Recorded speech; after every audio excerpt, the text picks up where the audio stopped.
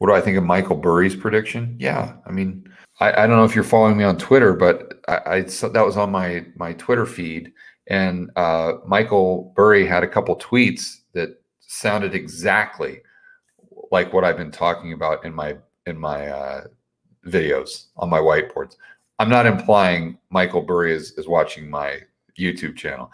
You know what he is doing though is he's listening to Macro Voices, and I'll tell you how I know this because I was doing a live stream with Lynn Alden the other day for Rebel Capitalist Pro, and it came up how Michael Burry actually retweeted one of Lynn's charts.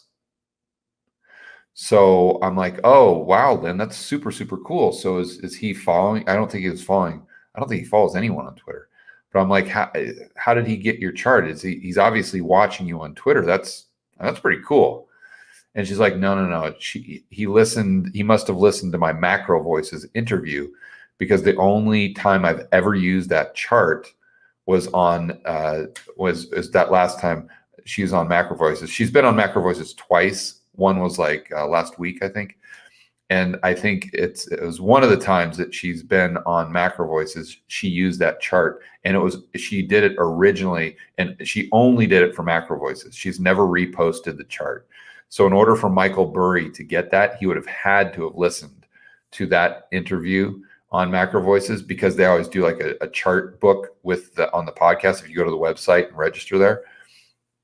So the point is, Michael Burry is obviously listening, and safe to assume he's a big fan of Macro Voices, and he's obviously listening and probably a big fan of Lynn Alden.